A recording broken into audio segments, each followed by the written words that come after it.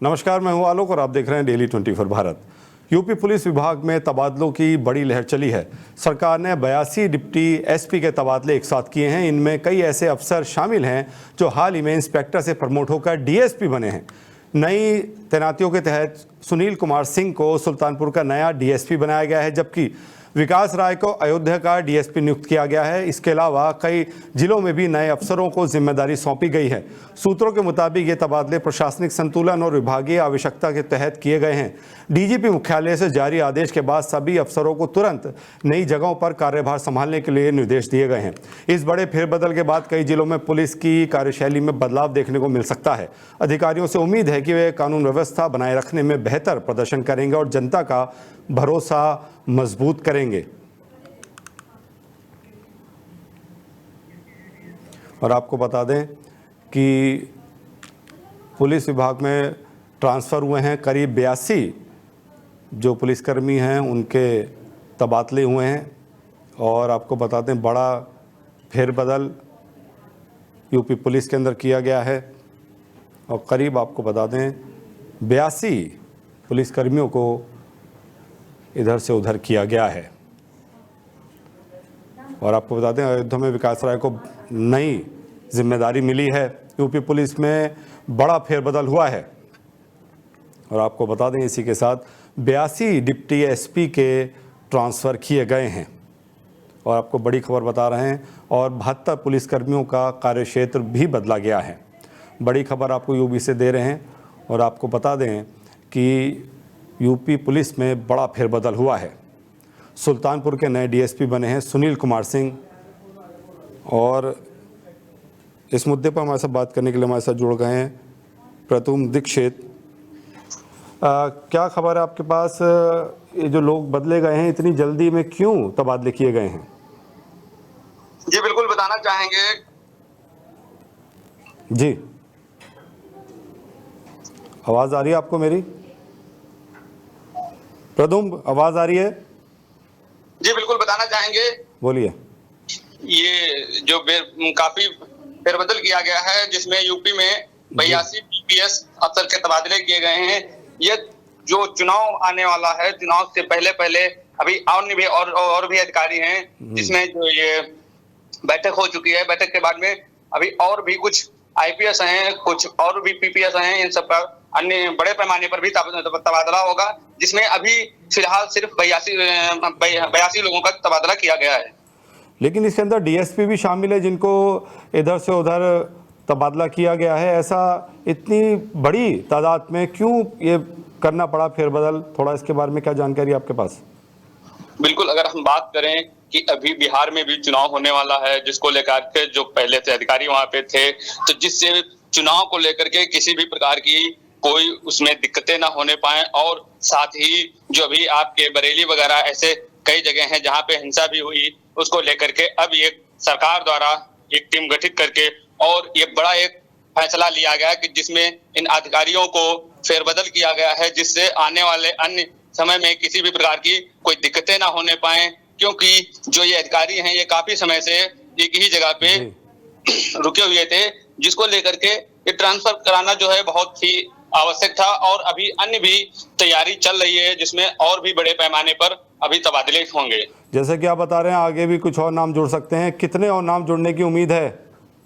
अगर हम ये बात करें कि जो अभी अन्य आगे भी जो तबादले होंगे, उसमें बहुत जो काफी पुराने वहां पे जो अधिकारी हैं, उनको भी जो है फेरबदल किया गया। जिसमें अगर हम बात करें तो जो ये अभी एक अन्य भी जो एक नई लिस्ट जारी होने वाली है, उसमें कम से कम 90 से 95 अन्य भी अधिकारी होंगे, जिसमें कुछ उसमें जो नए पीपीएस हैं वो भी होंगे, साथ साथ में जो कुछ पुराने हैं उनको भी इधर से उधर किया जाएगा, कि जिससे आने वाले समय में किसी भी प्रकार का जो अभी चुनाव होगा, उसके साथ साथ में जो अभी दिवाली आने वाली है, जो आपके अयोध्या में दिवाली मनाई जाएगी, उसको लेकर के किसी भी प्रकार का कोई त्योहार से कोई दिक्कतें ना होने पाए। इसीलिए जिस जो है रैंक के अधिकारी होंगे, उनको उसी पे जो है चार्ज मिलेगा। बहुत बहुत धन्यवाद हमसे जुड़ने के लिए, तमाम जानकारी साझा करने के लिए।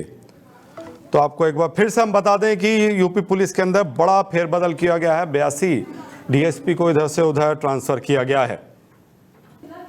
आगरा के खेड़ागढ़ इलाके में मूर्ति विसर्जन के दौरान हुआ हादसा अब तीसरे दिन में पहुंच गया है। 3 दिन से लगातार रेस्क्यू ऑपरेशन जारी है, लेकिन नदी में अब भी 7 लोग लापता हैं। प्रशासन पूरी ताकत से खोजबीन में जुटा है। नदी के तेज बहाव के कारण राहत कार्यों में बड़ी दिक्कत आ रही है। इसी वजह से जिला अधिकारी ने सिंचाई विभाग को तत्काल निर्देश दिए हैं कि नदी का बहाव रोका जाए ताकि गोताखोरों को खोज में मदद मिल सके। मेरठ से एक्सपर्ट टीम को बुलाया गया है जो नदी का फ्लो डाइवर्ट करने की योजना पर काम कर रही है। घटनास्थल के पास 2 पॉकलेन मशीनें लगाई गई हैं और सैकड़ों बल्लियां मंगाई गई हैं ताकि एक अस्थायी डैम बनाया जा सके। स्थानीय ग्रामीण भी बड़ी संख्या में मौके पर मौजूद हैं और रेस्क्यू टीम की मदद कर रहे हैं।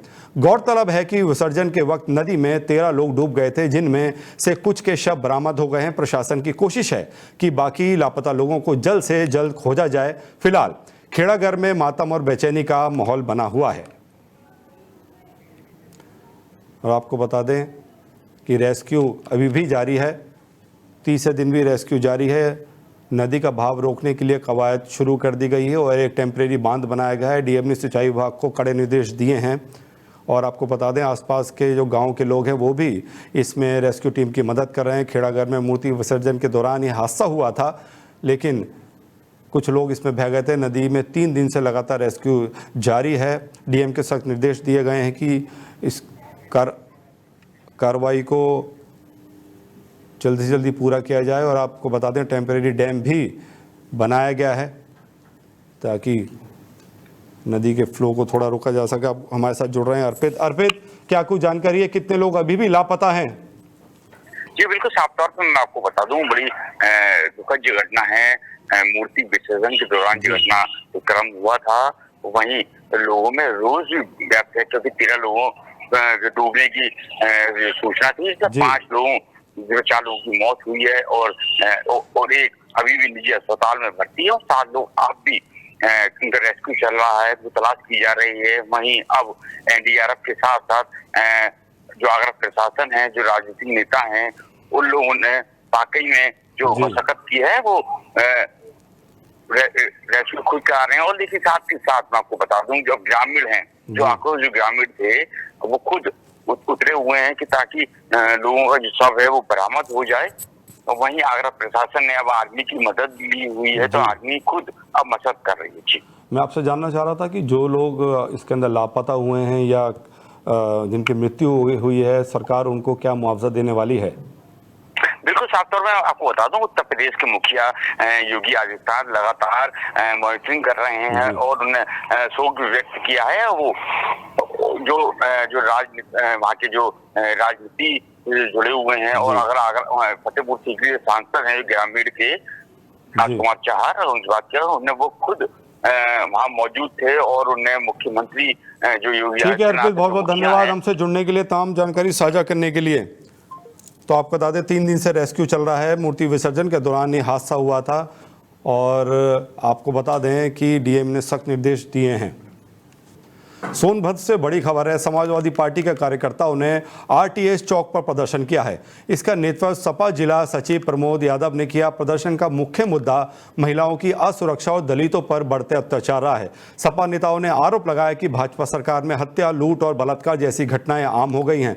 उन्होंने सोनभद्र में लगातार हो रही छोटी मोटी घटनाओं और चोरी की घटनाओं पर भी चिंता व्यक्त की है।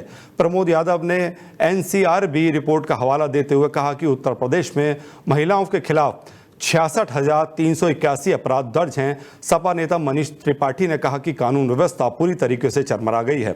पूर्व नगर उपाध्यक्ष सुरेश अग्रहरी ने किसानों पर हो रहे लाठीचार्ज की घटनाओं की निंदा की है। प्रदर्शनकारियों ने सरकार पर संविधान की मूल भावना का उल्लंघन और समाज के कमजोर वर्गों को प्रताड़ित करने का आरोप लगाया है। उन्होंने दलितों पर अत्याचार रोकने और हाल ही में बरेली में हुई दलित हत्या का उदाहरण भी पेश किया है।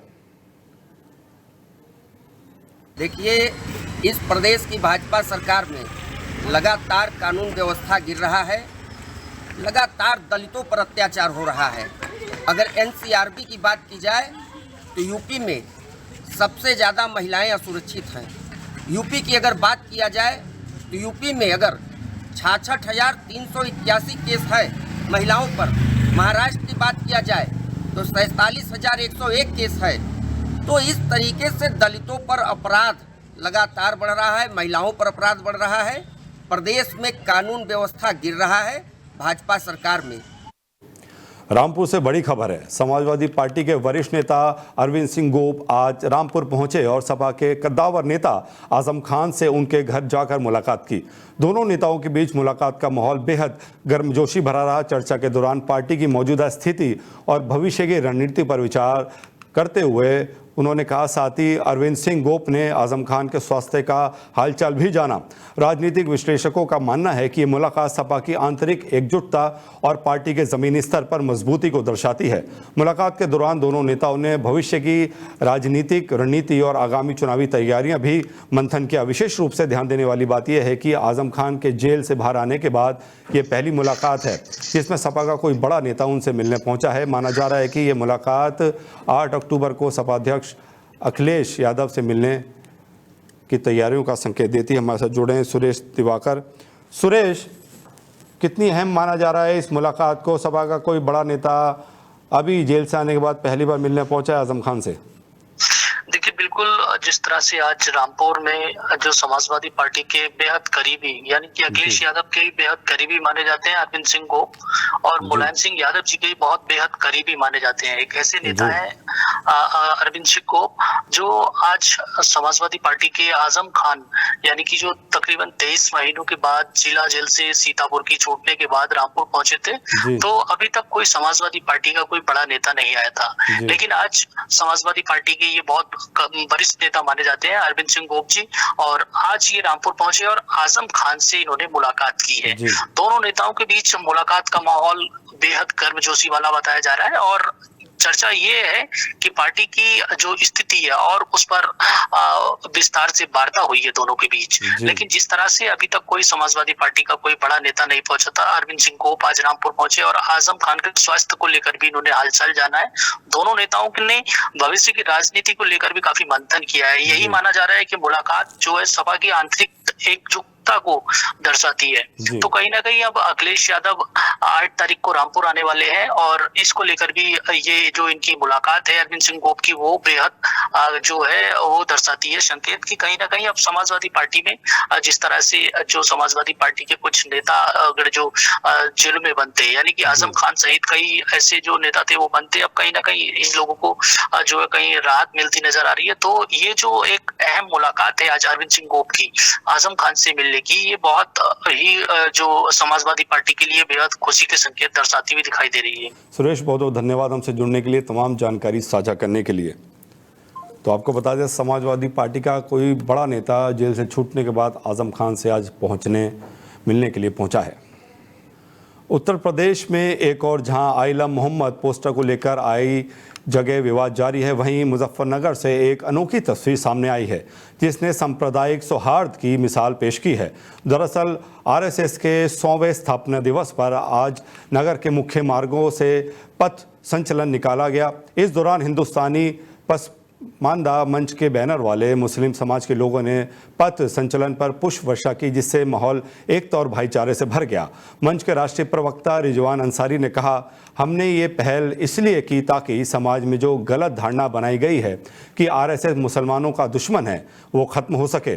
मोहन भागवत और इंद्रेश कुमार ने कहा कि हमेशा हिंदू मुस्लिम एकता की बात की है और हम उसी भावना को आगे बढ़ा रहे हैं। उन्होंने ये भी कहा कि असल मोहब्बत अल्लाह के रसूल से वही है जो उनके बताए रास्ते पर चले, ना कि सड़कों पर पोस्टर लगाकर। नाम आपका? मैं मोहम्मद रिजवान अंसारी। आज आपके द्वारा पुष्प वर्षा की गई, किस पे किया पुष्प? देखिए, आज हमारे संगठन हिंदुस्तानी पसमानदा मंच के बैनर तले हमारे मार्गदर्शक आदरणीय इंद्रेश कुमार जी और राष्ट्रीय अध्यक्ष शमशाद मीर जी के दिशा निर्देश पर आज हमने आरएसएस के 100 वर्ष पूरे होने के उपलक्ष्य में जो पथ संचालन निकला था उस पर पुष्प वर्षा की है, ताकि समाज में जो एक आरएसएस के प्रति मुसलमानों को एक गलत नैरेटिव सेट कर रखा है कि आरएसएस मुसलमानों की दुश्मन है, और आदरणीय मोहन भागवत जी द्वारा जितना भी मुस्लिम समाज को आगे बढ़ाने के लिए और हिंदुस्तान के अंदर से हिंदू मुसलमानों के बीच में जो नफरत पैदा हुई है उसको ख़त्म करने के लिए जितना प्रयास मोहन भागवत जी और हमारे मार्गदर्शक आदरणीय इंद्रेश जी कर रहे हैं, उसी कड़ी को आगे बढ़ाते हुए आज पसमानदा मुस्लिम समाज ने आरएसएस के पथ संचालन पर पुष्प वर्षा करके ये मैसेज दिया है कि हिंदुस्तान का मुसलमान नफरतों के खिलाफ है। नोएडा से बड़ी खबर आ रही है। शहीद कैप्टन शशिकांत शर्मा की याद में नोएडा स्टेडियम में आज क्रिकेट टूर्नामेंट का आयोजन किया गया। मुख्य अतिथि विधायक पंकज सिंह और सीईओ लोकेश एम उपस्थित रहे। उद्घाटन समारोह में दोनों अतिथियों ने रिबन काटकर टूर्नामेंट की शुरुआत की। ये टूर्नामेंट लगातार 10 दिन तक चलेगा, जिसमें अलग अलग स्थानों से आई लगभग 8 क्रिकेट टीमें हिस्सा लेंगी। विजेता टीम को 1 लाख रुपए और उप विजेता टीम को 50,000 रुपए का पुरस्कार दिया जाएगा। आयोजकों का कहना है कि इस कार्यक्रम के जरिए शहीद कैप्टन शशिकांत शर्मा की याद में युवा खिलाड़ियों को मंच देना और उनके साहस को याद करना मकसद है। पुलिस और बदमाशों के बीच मुठभेड़ हुई है। ये मुठभेड़ थाना बिथरी चैनपुर क्षेत्र में हुई है, जहां पुलिस आरक्षी गौतम यादव गोली लगने से घायल हो गए। घायल आरक्षी को तत्काल इलाज के लिए अस्पताल भेजा गया है। दरअसल पुलिस को मुखबिर से सूचना मिली थी कि 3 शातिर बदमाश एक बाइक पर सवार होकर कुआं टांडा की ओर से आ रहे हैं और उनके पास अवैध असले मौजूद हैं। सूचना के बाद बिथरी पुलिस ने इलाके में चेकिंग अभियान शुरू किया। जब पुलिस ने बाइक सवारों को रोकने की कोशिश की तो बदमाशों ने फायरिंग शुरू कर दी। पुलिस की जवाबी कार्रवाई में एक बदमाश के पैर में गोली लगी है, जिसे गिरफ्तार कर लिया गया है, जबकि एक बदमाश मौके से फरार हो गया। पकड़े गए बदमाशों के पास से 2 सोने की अंगूठियां, 2 तमंचे, 7 खोखा कारतूस और 1 बाइक बरामद की गई है। पूछताछ में पता चला कि इन पर हरिद्वार उत्तराखंड में पहले से कई मुकदमे दर्ज हैं। फिलहाल मुठभेड़ के बाद पूरे इलाके में चेकिंग तेज हो गई है। दिनांक 4 अक्टूबर 2025 को थाना बिथरी चैनपुर पुलिस टीम द्वारा ग्राम कुआं डांडा नहर पट्टी के पास मुखबिर की सूचना पर बाद मुठभेड़ 2 शातिर बदमाशों को गिरफ्तार करने में सफलता प्राप्त की है तथा इस मुठभेड़ के दौरान एक साथी इनका फरार होने में सफल रहा है। गिरफ्तार शुदा बदमाशों के नाम आफ्ताब उर्फ सैफ अली पुत्र जाबिर हुसैन निवासी आदमपुर थाना भोजपुर जनपद मुरादाबाद तथा देवेंद्र पुत्र प्रेमपाल निवासी शमसीपुर थाना बदनापुर जनपद शाहजहांपुर है। उक्त मुठभेड़ के दौरान पुलिस द्वारा की गई आत्मरक्षा जवाबी फायरिंग में एक बदमाश आफ्ताब उर्फ सैफ अली पुत्र जाबिर हुसैन को दाहिने पैर में गोली लगी है तथा इस ऑपरेशन के दौरान पुलिस के आरक्षी गौतम यादव भी घायल हुए हैं। दोनों ही घायलों को चिकित्सा हेतु चिकित्सालय भेजा। मोदी नगर के निवाड़ी रोड स्थित बेगमाबाद बुदाना रोड की हॉस्टल कॉलोनी में उस वक्त हंगामा मच गया जब कॉलोनी वासी और कॉलोनाइजर दीवार तोड़कर रास्ता देने को लेकर आमने सामने आ गए। कॉलोनी वासियों का आरोप है कि कॉलोनाइजर सुभाष वर्मा ने करीब 10 साल पहले गेटेड और चारों तरफ से बंद कॉलोनी बताकर प्लॉट बेचे थे, लेकिन अब उन्होंने एक अन्य प्रॉपर्टी डीलर को करोड़ों रुपए में कॉलोनी के बीच से रास्ता बेच दिया और इसके लिए कॉलोनी की पिछली दीवार तोड़ दी गई। ग्राहकों का कहना है कि यह न केवल उनकी सुरक्षा के लिए खतरा है बल्कि प्लॉट की मूल शर्तों का भी उल्लंघन है। नाराज कॉलोनी वासी निवाड़ी रोड पुलिस चौकी पहुंचे और कॉलोनाइजर व पुलिस पर मिलीभगत का आरोप लगाते हुए धरना देने की चेतावनी दी। पुलिस का कहना है कि कॉलोनाइजर सुभाष शर्मा से कॉलोनी से संबंधित सभी कागजात मांगे गए हैं। अगर जांच में कॉलोनी वासियों के आरोप सही साबित होते हैं तो रास्ता बंद कराया जाएगा। नाम है आपका? सुधीर कुमार। क्या मामला हुआ है यहाँ पे? मामला ये हुआ है, ये कॉलोनी है बंद। अच्छा। और इसलिए इसका नाम हॉस्टल कॉलोनी है। अच्छा। कॉलोनी है तो बंद कटी हुई है। कब से बंद है ये कॉलोनी? ये जब से कटी है कॉलोनी। 12 साल। और इसके जो बैनामे कराए गए हैं प्लाटों के या मकान का जो भी हुआ बैनामा वो बंद कॉलोनी के नाम से हुआ है कि ये कॉलोनी बंद रहेगी, इसीलिए इसका गेट भी लगा हुआ है। नाम है आपका? सुधीर कुमार। क्या मामला हुआ है? पीलीभीत की बीसलपुर तहसील में रसिया खानपुर गांव बुखार की चपेट में आ गया है। अलग अलग दिनों में मासूम समेत 4 लोगों की मौत से पूरे गांव में मातम छा गया है। 42 वर्षीय सुनीता पत्नी राम आसरे, 77 वर्षीय इश्तरुल्ला चिश्ती 29 सितंबर को तसरूम की पुत्री कौसर और गांव के नवजात शिशु की मौत ने परिवार को गहरे सदमे में डाल दिया है। जैसी प्रशासन को सूचना मिली, स्वास्थ्य विभाग की टीम गांव पहुंची। ग्रामीणों के घर घर जाकर मरीजों की जांच और दवाएं उपलब्ध कराई जा रही हैं। डॉक्टर ने बताया कि प्रत्येक मौत की परिस्थितियों का डेथ ऑडिट किया जा रहा है। डीएम ज्ञानेंद्र सिंह ने कहा कि प्रशासन लगातार गांव में सक्रिय है। 2 मेडिकल टीमों को तैनात किया गया है और साफ सफाई अभियान भी शुरू किया गया है। उन्होंने ग्रामीणों से अपील की कि घबराने की जरूरत नहीं है क्योंकि सभी मरीजों का इलाज चल रहा है। ग्रामीणों ने बताया कि गंदगी और नालियों का पानी स्थिति और बिगाड़ रहा है, लेकिन स्वास्थ्य विभाग की सक्रियता से उम्मीद है कि बीमारी पर जल्द नियंत्रण पाया जाएगा। लगभग पूरा गांव ही बीमार है। हर घर के 2 लोग 3 लोग बड़ी आबादी 20,000 की आबादी है, तो ऐसा कोई घर है नहीं जिसमें एक आध आदमी 1, 2, 3 एडमिट नहीं है। बरेली कुछ यहाँ ट्रीटमेंट ले रहे हैं, कुछ बरेली में एडमिट हैं और 3-4 लोगों मेरे ख्याल से तो डेथ हो गई है।